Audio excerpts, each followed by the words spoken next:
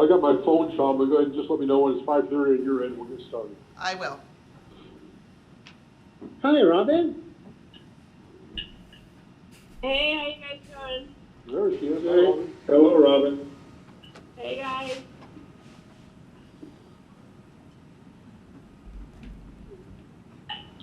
Deputy Mayor, it is 5:30. Okay. All right, good evening, everybody. We're going to go ahead and get this meeting started. This is our City Council study session for April 27th, 2020. And as always, with our restrictions, we are doing this virtually and by telephone. So those who are joining us in the virtual meeting or phone, welcome. And Sean, will you please call the roll? Deputy Mayor DeCoursey. I am here. Councilmember Baggett. Here. Councilmember Brown. Here. Councilmember J-Raj. I am here. Councilmember Malenga. Here. Councilmember Stearns. Councilmember Stearns. Councilmember Trout Manuel. Keith Soy. I'm here. Okay. We only have one agenda item this evening for the City Council to be involved with. And as we know, since our council retreat we had in March, due to the COVID-19 incident, we've had a significant economic impact in our society, which affects our municipalities all across this country, of which Auburn is not immune. So tonight, Director Thomas is going to be providing us with an update as to the general fund, where we are and what our shortfalls are potentially looking like, and what some of the mitigation efforts are, and some of the strategies we could be looking forward to this year, as we have a significant shortfall that we will see this year, perhaps beyond. So, Director Thomas, take it away. Hello, Council. Good evening. Thank you. Hi, Jamie. Hello. First, I want to thank you for your patience. I know that everybody has been waiting with bated breath to hear what our projections are for the city for 2020 as well as beyond 2020 as we get ready to start 2021 and 2022 budget season.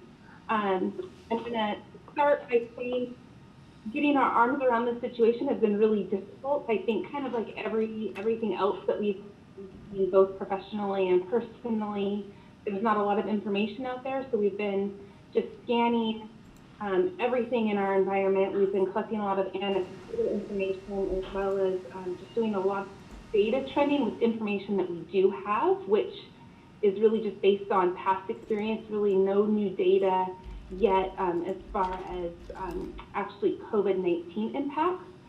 So as I start this presentation, please know that as we go throughout the year, as we get closer to December and as we get full-fledged into our 21 budget process, I fully expect the numbers and strategies to change and morph a little bit.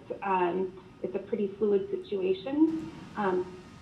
But with that, I will get started. The presentation, and I also apologize that you guys have received a meeting invite for a citywide presentation that we had done earlier today with citywide staff. That was our attempt to get out similar information, very similar information for staff as well. I think that we have a lot of staff that are very interested in how this has impacted the city and what that means. So really the point of that meeting was to get information out to them. This meeting tonight is very similar. I do have some additional information though to really kind of more dovetail and pick up the conversation where we left off in early March retreat. So with that, I will get started. I'm going to share my screen, and I've only done this before, so please bear with me. And then I also have the council presentation that I'm going tonight on the screen. I'll also email that to all the council members so you have an opportunity to have that with you and look at it later. But since I'm able to share my screen, I figured this would probably be the easiest way to go through the PowerPoint presentation for tonight. Okay, and Jamie, just a quick question. Would you prefer that we wait until the end of your presentation to ask questions? It would be easier only because when I'm sharing my screen, I can really only see my screen. I can't see you. But I think it's going to be a pretty short presentation, so I think Okay. you'll have plenty of opportunity to ask all your questions at the end. Great, thank you. And Jamie, everything that you're presented is going to be in a packet for us, or you just send it to us by email? I was going to send it in email. Did you need a printed version? If you do, I can work with Antoinette to get you. No, that's okay. I'll just do it myself. Thank you. Okay. Well, let me know if there's anything else I can get you. I was planning just to send everybody the electronic copy of the presentation or right now. Thank you, Jamie. All right, so I'm going to start just first, kind of a review of where we left off in March, the beginning of March, at the council retreat. This is some information that I shared with staff today just to help frame the type and revisit the idea of fund balances and reserves, since that obviously plays a role into maybe any mitigation strategies that we are discussing and coming up with when we're talking about bridging any revenue shortfalls. So as a reminder, we have financial policies that establish the type of fund balance and reserve funds that the city will have. And those policies that we have are really driven by best practices. So there's nothing really overly conservative about these policies. They're exactly as best practices would suggest we should be doing. So the first reserve type fund balance that we have is the general fund balance. And this is what we relate to the checking account. And it's really the difference between all the revenue that we collected throughout the year, less all the expenditures and costs that we have going out at the end of the year. And the money left over is our fund balance. And you can look at this at any given time. We have a certain amount of fund balance in our general fund. However, we know that revenues and expenditures are cyclical. Well, revenues tend to be more cyclical. Expenditures are more consistent. We always have payroll. We always have accounts payable invoices that we're paying. And the idea of having a fund balance of 8 to 12%, which is our target fund balance, the purpose of having an 8 to 12% fund balance is just making sure that we have cash flow to cover our ongoing obligations in between the timing of the revenue that we receive throughout the year. The cumulative reserve fund is like our savings account.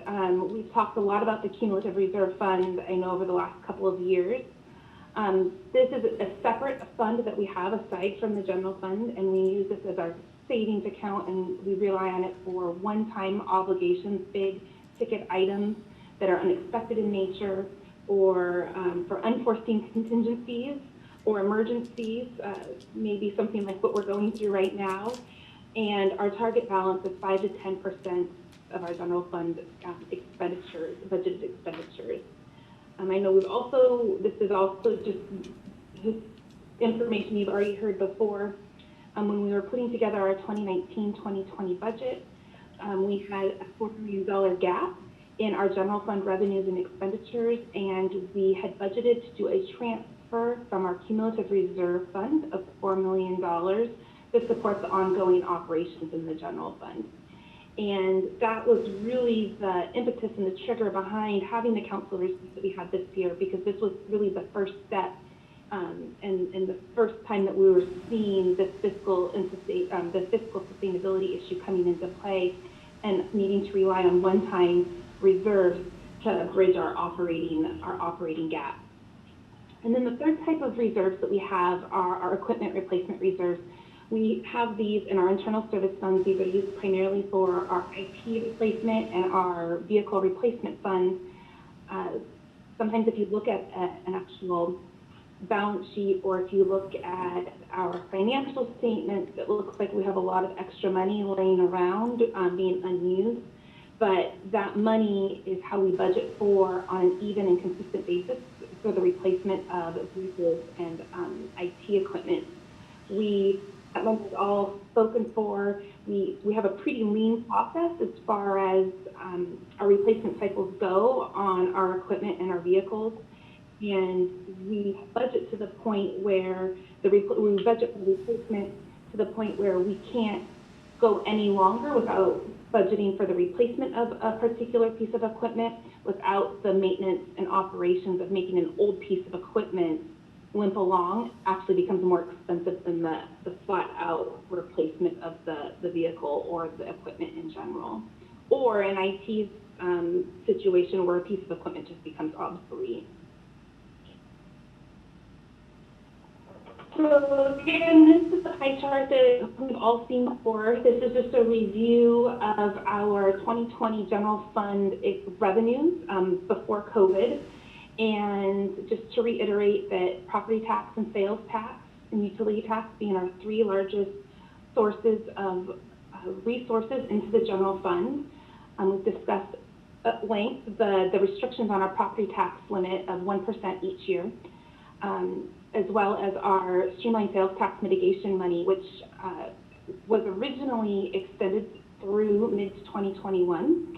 And with the governor's veto, and actually the governor in his initial budget before COVID had hit, had actually adopted to extend that even further, an additional 5 years, which was great news. We were really excited about that. But with his veto a couple of weeks ago, not only did it eliminate the extension of that streamlined sales tax mitigation money for 5 years, but it actually put it actually sunset that mitigation money effective June 1st of this year. So we're actually, not only are we not getting additional revenue that we had expected, we're losing revenue we already budgeted for in this year.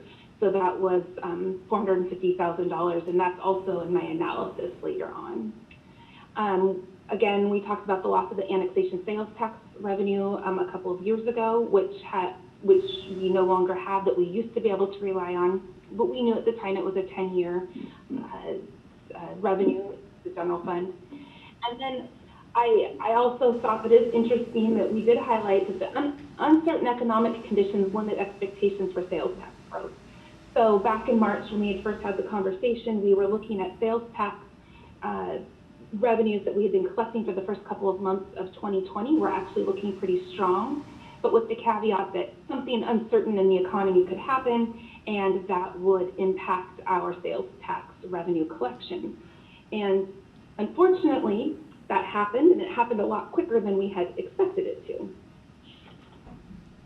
The next slide is, again, the same pie chart, except this is a breakdown of our expenditures, and just a reminder that 61% of our general fund budget is comprised of salaries, wages, and employee benefits. And that's part of what was one of the driving factors of the systemic issue between limited revenue growth and expenditures increasing at a pace greater than revenues. This is the fund balance chart that we had seen from Burke, and we'd also revisited at the council retreat. I just wanted to visually remind you where we were at fund balance wise, and when we were starting to look at that fiscal cliff. It was originally back in March, we were expecting to start running into fund balance issues when we got into 2022. That's when our fund balance was projected to dip down to $9 million, which was a little bit less than our 12% fund balance target. And by the time we hit 2024, we were expected to see a negative $13 million fund balance, which would never happen. That would be impossible, but just trending wise, that was the direction we were headed. And again, the 2019 and the 2020 fund balance is looking so similar. That was the result. This includes the $4 million infusion from our cumulative reserve fund into the general fund to help support ongoing operations in 2020. So that brings us to where we're at today with information that we have today related to COVID. So we have been running several different scenarios as far as to work with to be able to figure out what kind of shortfall we think that we can expect through the end of the year. And the short answer is we expect between about a $6 to $9 million revenue shortfall in 2020. And what we're working towards right now for mitigating that shortfall is we're really working at our base model of $6 million. So we've got a base model assuming that we'll have the stay home, stay healthy orders are in effect for 2 months with a slow economic recovery into Q3 and Q4, not fully regaining pre-COVID levels, only because everything in the economy right now indicates that we are in a recession. How deep and how long that recession is, I think it still has yet to be known. So assuming that we do have a decent climb back and that the recession isn't too deep and too long, we're working towards the $6 million figure right now. And what makes up that $6 to $9 million figure is really primarily driven by sales tax. As you can see in that first bullet point, we're expecting between $3.5 million to $5.1 million in sales cut in sales tax revenue loss, primarily related to 2 to 2.5 months of low activity. This also is compounded by the fact that we do get some what we call state shared revenue from the state, and that state shared revenue is actually sales tax driven. So it is a portion of the sales tax the state collects and they redistribute to cities. And so that $3.5 to $5.1 million sales tax impact includes both our direct sales tax revenue that we would expect to collect, as well as the state shared revenue that we get from the state, from the Department of Revenue as well. Additionally, we expect to lose between $1.2 and $1.7 million in lost service fees. So this is mostly attributed to programs that we just can't run right now because of the stay home, stay healthy orders. That Parks and Recs programs, that overtime, for instance, the police do off-duty overtime for like the casino, and we bill out for those services to recoup those costs. So a lot of those kinds of things we're no longer doing, but knowing that there are still some fixed costs that we have associated with those programs that don't necessarily go away just because we're not delivering those services any longer. We have estimated, this has been a difficult one, is the development activity for building permits, inspections, other types of permitting activity. We're estimating $500,000 to $800,000 in reduced revenue through the end of the year. This has a lot to do, I think, with how deep the recession is. So as we get out of the stay home, stay healthy orders, hopefully we'll have a better read, and once we're able to open up City Hall again, I think hopefully we'll have a better read on where that development activity is going, and we can maybe refine those numbers throughout as we get further into the year. I mentioned the loss of the streamlined sales mitigation revenue as a result of the governor's veto. That's their $450,000. We also are estimating $150,000 to $650,000 in lost motor vehicle fuel tax that we receive from the state, and then an additional $180,000 to $200,000 from other smaller revenue items, admissions tax, gambling tax, and what we would expect to maybe see a slight decrease in activity with business license renewals at the end of the year. So those are all of our current modeling. Those are the estimates that we have, and I want to throw out the caveats again that we don't have any sales tax data yet. So Department of Revenue has a 2-month delay in when they report that, when we actually receive the sales tax attributed to the month. So we're not going to see March sales tax activity until the beginning of May. And so that we're getting closer. We're getting very, I don't know if I would say excited, but we are eager to see what those March numbers look like. I'm concerned that it's going to be kind of an outlier month, even though it does reflect a half month of shutdown activity. it was weird. I think there was a lot of odd activity going on in that month. So the numbers that we get at the beginning of May might not necessarily accurately reflect the activity that we can expect in April and or May, assuming these orders continue throughout May. Also, we recently received our sales tax distribution for February activity, and we are seeing that our February activity was down. At least the numbers reported were down. It looks like we have a couple of large businesses that we know were still operating, but didn't actually report and pay taxes. So there may even be, even though I fully expect to get money from those businesses, we haven't yet. So I'm expecting we might have a little bit of a timing delay too in the revenue that we're collecting as it's related to sales tax. And there's a lot of unanswered questions about that. I'm not sure if that is a delay on the business's end. I don't know if there's something going on with the Department of Revenue. Their staffing issues. It could be a lot of different things. It could be a combination of both. But just throwing it out there that if we have fewer businesses reporting on a timely basis, it might skew those March numbers even further. And I think the biggest, this is, again, just reminding, these are the numbers that we've pulled together for 2021. And we've just very roughly began modeling what it would look like beyond 2021 and what kind of recession models. That we've just been playing with recession models just very lightly for the 21-22 budget. So for 2020, we know that we need to fill the gap, and we're working, as I mentioned earlier, we're working with the base shortfall of $6 million, and the directors meet almost daily with the mayor. We've had a lot of really good conversations. It's been a very collaborative experience. I think all of the directors have done an amazing job at really trying to think outside of the box. I think our primary goal has been to have as small of an impact on employees as possible.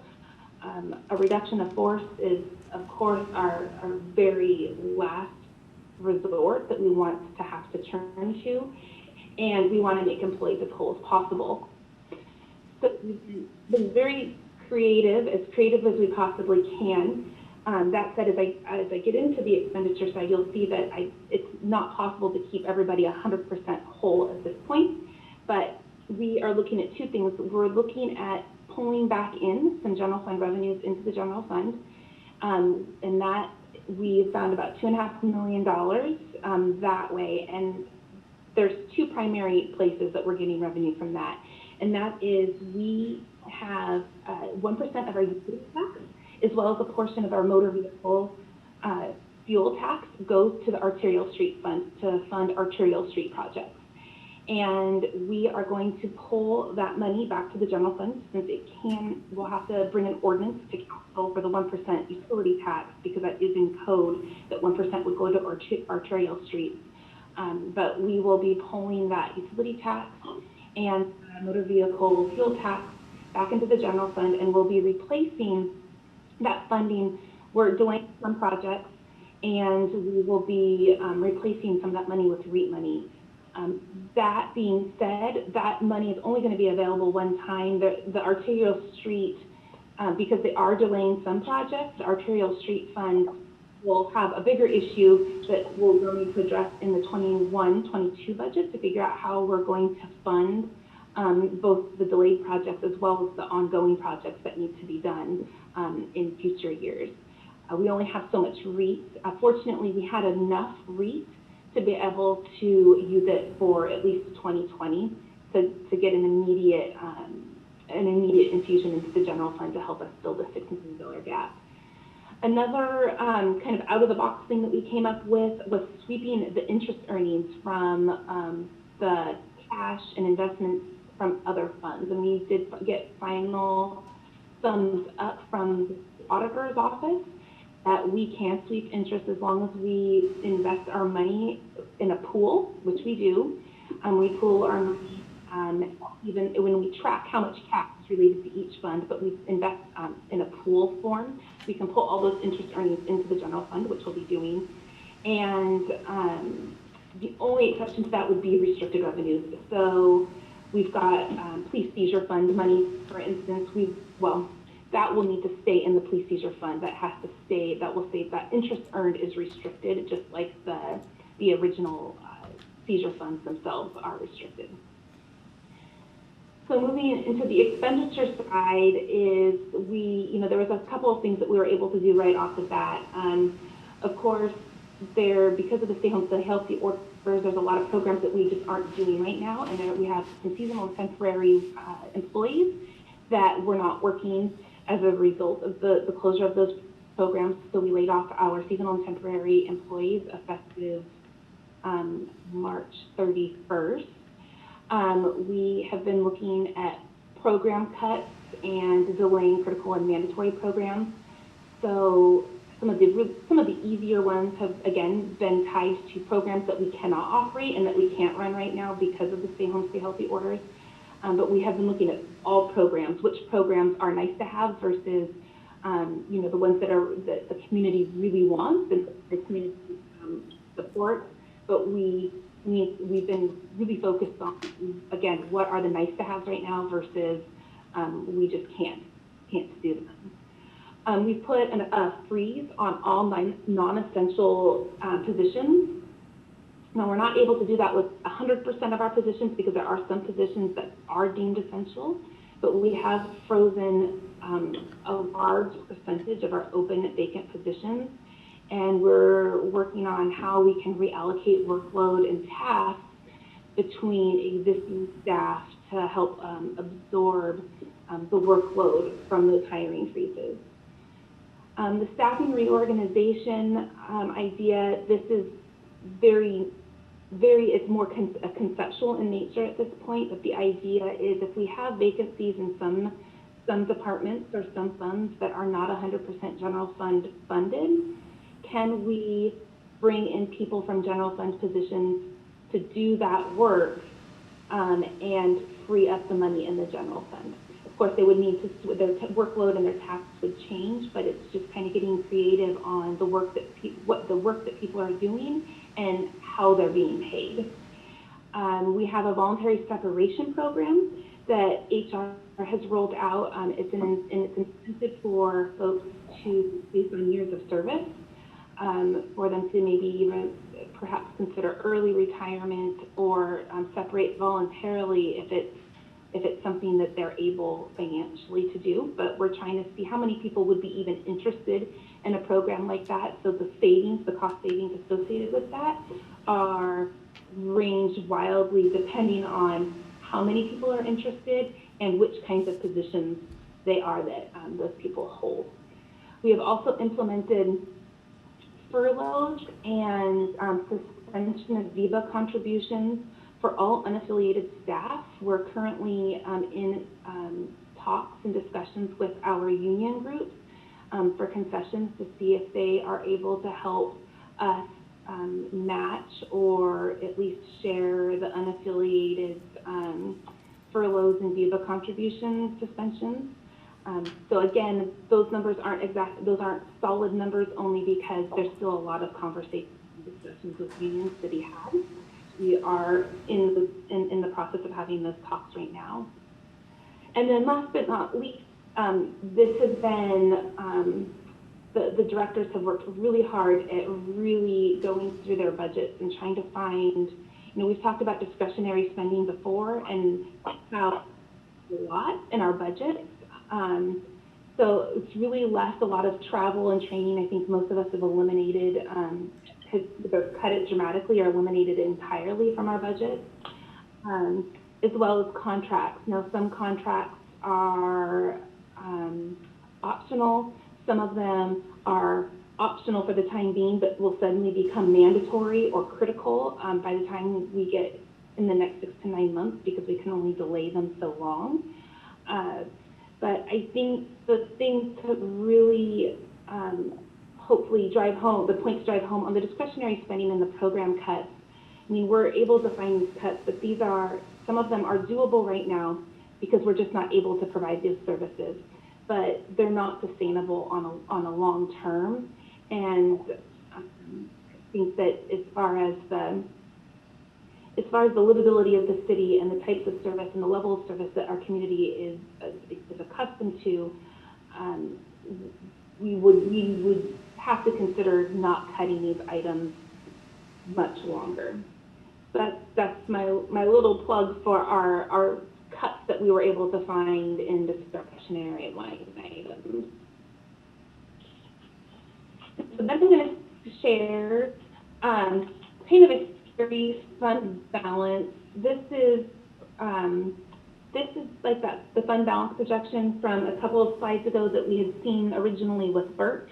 But this one is updated to show what COVID-19 has. Now, this assumes we do nothing on the expenditure side. This only takes into account our estimated revenue shortfalls this year, as well as the effects of a minor recession in 2021 as well. So you can see we dipped into a fund balance issue a year sooner. Originally, we were looking at dipping below our reserve policy target in the year 2022. This accelerates that fund balance issue. It's a much bigger issue, and much more quickly we start seeing it in as early as next year. Again, this is to make no cuts in 2020, and which we already know we will be doing, and assumes that we continue maintaining the same level of service from here on out. So this is the worst of the worst case.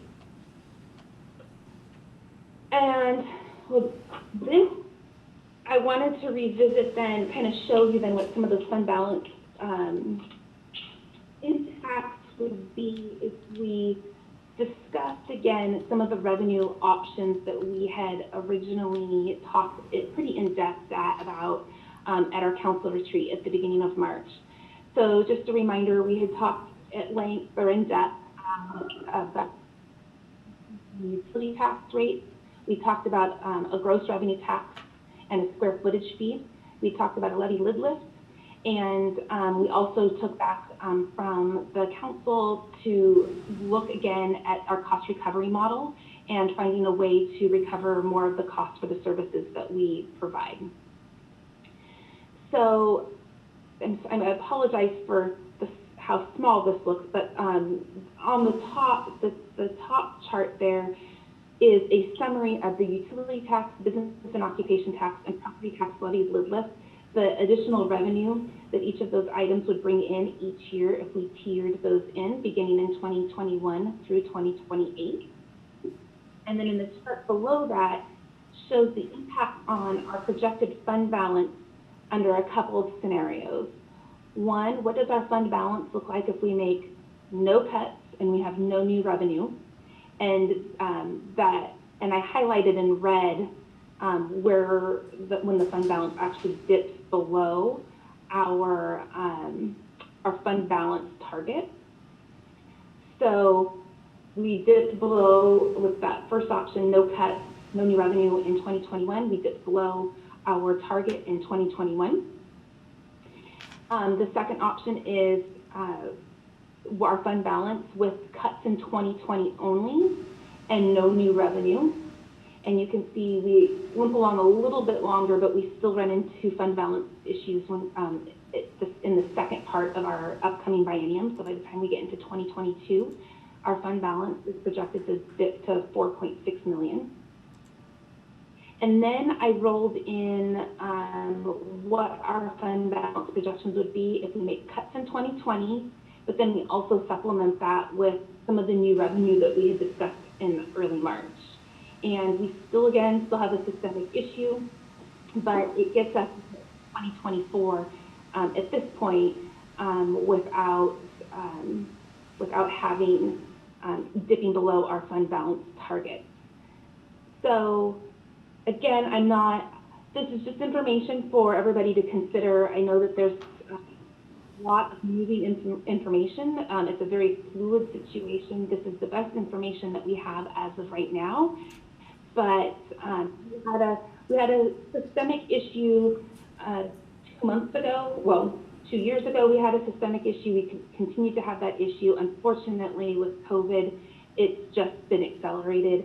And I think that as we get into the 2021-22 budget, we need to be thinking about the impacts of COVID as well as how are we going to fix that systemic issue long term. So with that, I'm going to open it up. I'm going to stop my screen share. And does anybody want to stop and look at any slides right now and ask a question? Councilmember Baggett's raised his hand. Jamie, could you go back to the 2020 adjustment slide? This one? Nope, the ones before that. The one that had that one, the adjustment gap. Okay. So the question I would have is, I'll go to the next one that you just had up. This one? Yeah, okay. Yes, thank you.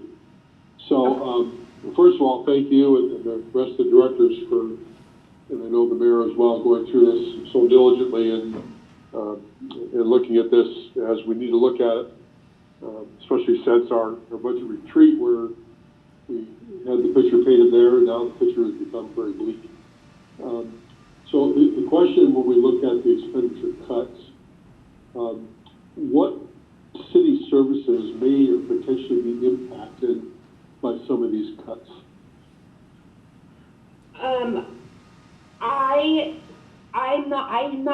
I can give you very general information right now. That's okay. Yeah. So I think the biggest cuts that every department came with cuts. But I think really every department that has any kind of service directly to citizens all offered up cuts. So that is community development, public works, parks, arts and rec, police. They all came with cuts and offered up cuts. Okay, all right. And then can you go back to the revenues options slide for a minute? Mm-hmm.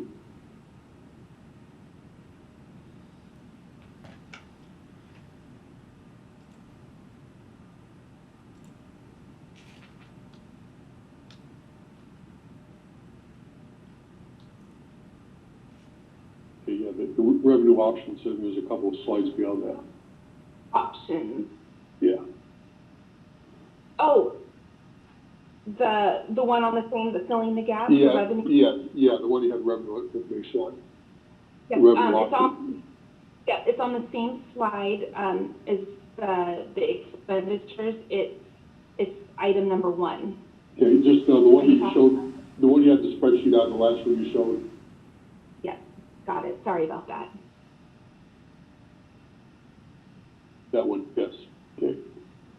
So when we had our budget retreat, we were going kind of down below the line in, I think about the same time frame back in like 2023 or 2024 on this.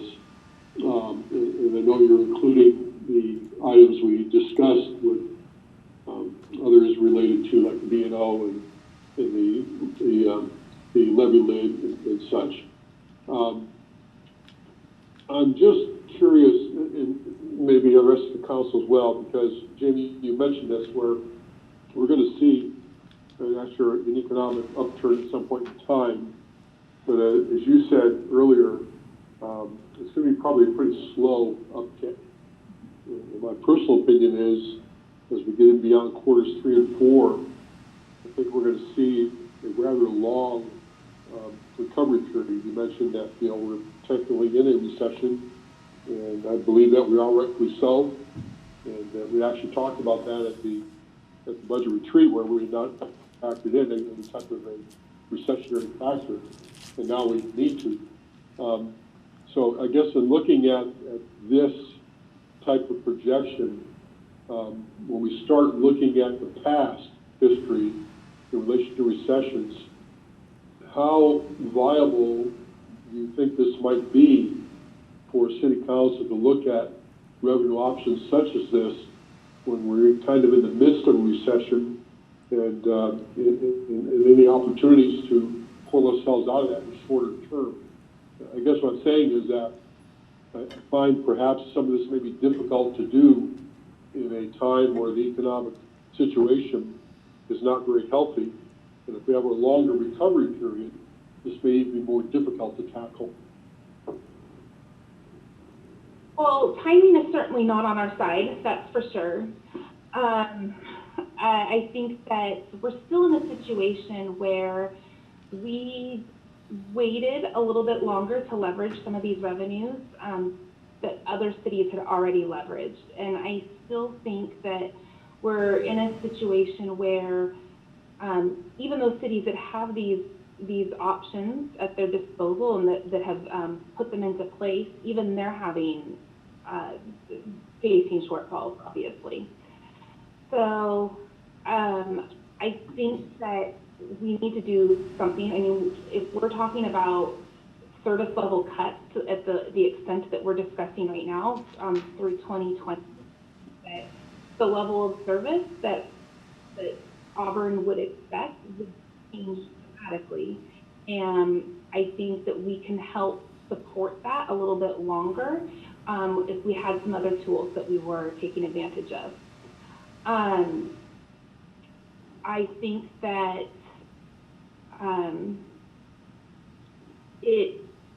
as far as how long the recession is going, I'm hearing, and how deep it is, I'm hearing different stories. I try to maybe the more optimistic story is what we can rely on, which is we've got a stronger housing market back during the Great Recession, which means that potentially this won't be as long as so hopefully Okay, Jim, you're breaking up a little bit on us, thing. It's kind of hard to hear. Oh, okay, I'm sorry about that. That's okay. I'm going to turn my video off, and hopefully that'll help a little bit. Great. In fact, yeah. Let's see, can I think that I'm hopeful that this recession coming up, and a lot of my modeling reflects a more moderate recession than the one that we had seen in 2009 and 2010. So, ultimately, it is a tough decision either way. It's a tough decision if we're asking to bring in new revenue sources, and it's a tough decision to make if we're talking big program cuts. But we have to make the decision one way or the other, because it's not sustainable to stay on the path we're on. Absolutely. One last question for me. I know when we went through our budget retreat on our fund balance, that actually was dipping below the 8%. It was down to 7.5 or something. In your calculations, if we looked at the minimum fund balance and the minimum reserve fund, I know although you're pulling the reserve fund at $4 million to transfer on the reserve fund for the one time, if we dip down and held the 8%, 5%, would that have any impact on the general fund budget in the positive sense over the next 2 or 3 or 4 years?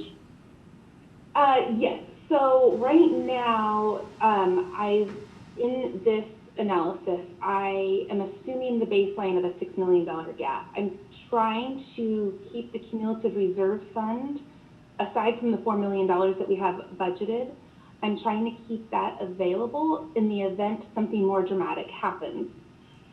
Either something more dramatic happens between now and the end of the year, and maybe bridge us through 2021 and help fill it. So the numbers that you see here do not take into account additional money from the cumulative reserve fund, which we would have a little bit. It would maybe get us through the end of 2021 if we did nothing else, but it wouldn't be enough to get us beyond 2020. Okay, appreciate that. Thank you. Okay, Council, questions from you? Councilmember Baggett has raised his hand. Any questions? Councilmember Baggett has raised his hand. Councilmember Baggett.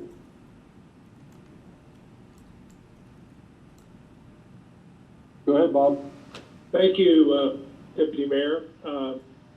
Jamie, I know you guys have done a great job here, and the directors and the mayor together. What I was wondering, though, none of your assumptions here include any of the stimulus or something that might be coming in from the state or the federal government? You're absolutely correct. So we're definitely been extremely, the mayor's office has been on top of that. We've been in constant contact and trying to lobby as much as we possibly can for state and local assistance through the federal stimulus packages. Hopefully something comes to us. At this point, there's not anything for us in those packages. If we do get something, then one of the things that we are proposing to do is to make employees whole first before anything else. I think that a lot of these cuts are on the backs of employees, which is an effort to keep as many people employed as possible. I think layoffs, I mentioned earlier, has been a last resort option for us. However, the cuts hurt also, employee cuts and pay cuts hurt as well. So depending on A, if we get any stimulus money, and two, how much stimulus money we get, really, it's hard to tell. I think that I had said earlier, both how much money we lose in sales tax and how much stimulus money we get are both very uncertain. I am more certain that we're going to lose the sales tax money before I am certain that we're going to get federal money. So I don't want to start relying on that quite yet. No, I know you can't, figure on that kind of money yet until bird in hand versus two in the bush kind of thing. But I think that I think your ideas and plans for going ahead, if we get anything like that, would be a good maneuver. I know that the mayor and the directors have gotten together and written letters to, get our place in line if there's any opportunity for any of that stimulus money. But that would be a little bit of a safety net if we did receive any of that. I appreciate that. Thank you. Yes, thank you. Councilmember Trout-Manuel raised her hand. Oh, Councilmember Trout-Manuel. Hi, thank you. Jamie, thank you for a nice job here, and also the directors, echoing what my other council members have said. My question is, on where you showed that slide where 150K and 650K in motor vehicles, fuel taxes, that one right there, is that how much you're estimating we're going to be receiving? No, those are all losses. Losses, okay. Yeah, because I was really concerned about that because my husband works for DOT, and on Thursday they had a similar meeting like what we're having right now. And they have shared with all the employees that the state is losing $100 million per month on gas taxes. And that's not even including the tolls that vary. And what they're also, we're told, is that since 2008, 2009, when we had that recession, they gave them an option to retire early, like from 25 years and up, so that way they wouldn't have to lay off any of the new employees that they have hired. And they're doing the same thing. They're considering it right now, talking about doing that as well, because they see a very large shortage on the gas tax. So I was just curious to find out if that was what we were getting, or we were estimating we were getting, but that's what you're estimating we're losing, correct? Yep. Yes, that's correct. The list of all of the lost revenues that make up the $69 million shortfall. Thank you for clearing that up. Councilmember J. Raj has raised his hand. Councilmember J. Raj. Thank you, Deputy Mayor. Jamie, thank you very much for doing the work that you've done, and I also want to thank your team and the rest of the directors. One of the things that I would like to know is, going forward and after the pandemic is over and after the recovery has started, what are the plans of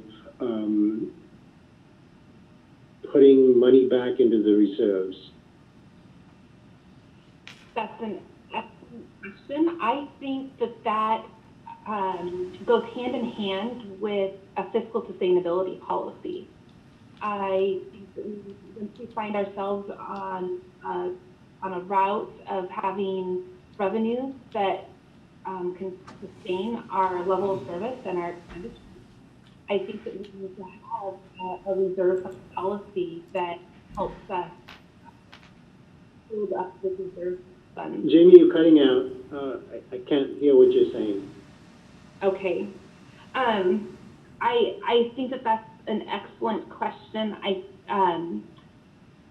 That is, I think, what I would consider part of our fiscal policy, our fiscal sustainability policy, that once we're able to find a revenue and level of service balance, that we also need to be considering what kind of, how are we going to replenish our reserve funds.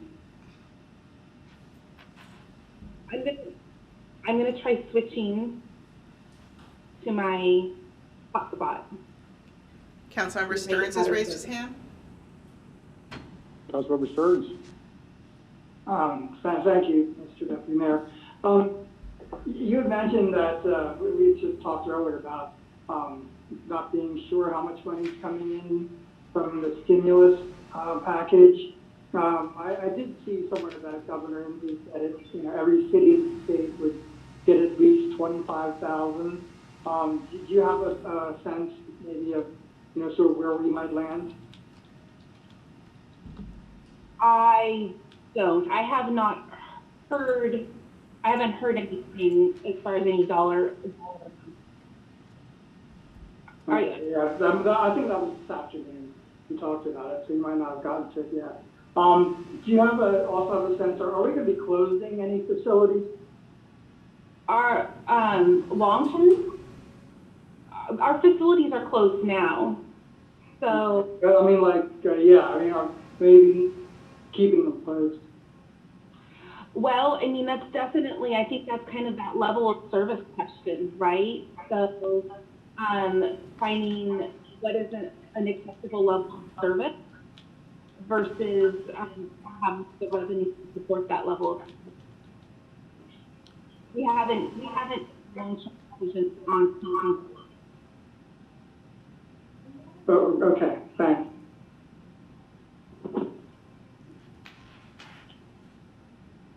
Councilmember Any Trump other Manuel's questions, raised her hand Council? again. Nope. Councilmember Trump Manuel. Manuel? Yes, on back to the question that Mr. Stern, Councilmember Stern just said, and you mentioned that there are business licensing that we get revenue from as well. Are we having, are there businesses that are not renewing their license or dropping their license? Have you heard of any since this pandemic has been going on? No, not any specifically that we have heard of. It's more of a recession plan trending. Most of our business licensees are renewing towards the end of the year and into the beginning of the future year, or into January. So just depending on how deeply this hurts small and medium-sized businesses, we've expected that there will be a certain degree of businesses that won't be coming back and renewing. Councilmember Malinga has raised her hand. Councilmember Malinga. Thank you. I had a question on, in the beginning you mentioned that you guys were going to pull from the Ulterior Street project, and that was going to be for the 2021-2022 budget. Can you tell me what those projects are? Is that those projects that we do that keep the road at that 70 number that we want to maintain, or is that something else? I'm just curious. I just want to make one, clarify one thing, and I'm going to ask Ingrid to maybe jump in and answer your question better on the arterial street. But the money that we're pulling from arterial street is for 2020 right now. So we aren't going to be able to pull that money in future years. We do have enough REIT to be able to replace the funding this year. And then with that, I'll ask Ingrid if she's available to answer the question about arterial street projects. Director Thomas, if you wanted to stop screen sharing, I believe that we would have an easier time hearing you.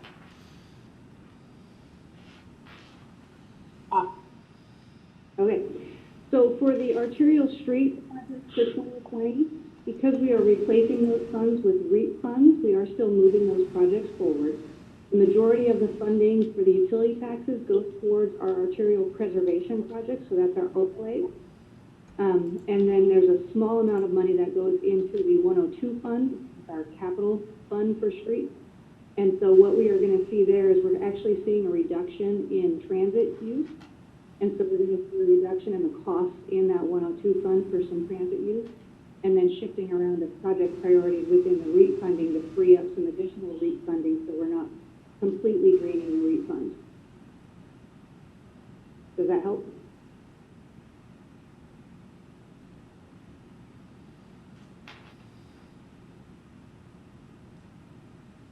Any other questions?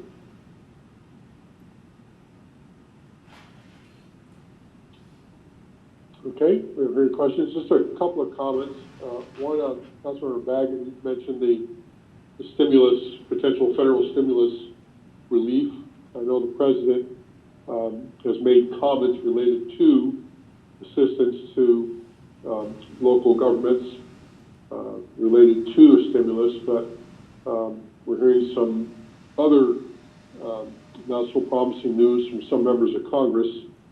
I do know the mayor has worked extraordinarily hard with our congressional delegation on this, and our congressional delegation in Washington State is on board with hopefully providing assistance. I was on a town hall meeting with Congresswoman Schreier the other day, and before I got a chance to ask that question, another council member from Issaquah asked that question, and Councilwoman Schreier did mention that, yes, they are currently working on a package that would, so in some respects, assist local governments in their shortfalls. So we'll just have to wait and see what that is and if and when that comes about. I think the other comment is that, and Councilmember Trout-Manuel asked the question about businesses.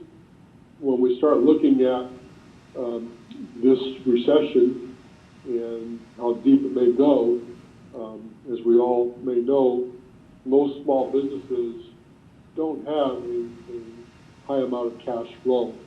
If they have 30 to 60 days to 90 days, in some respects, the cash on hand, they're lucky. So they become in somewhat of a dire situation.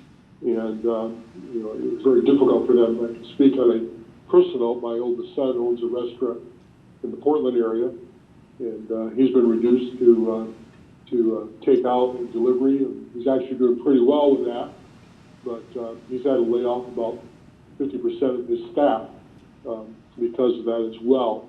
And the economic recovery he's looking at could be fairly long as well. So we may see some businesses, as Jamie mentioned, not coming back, unfortunately.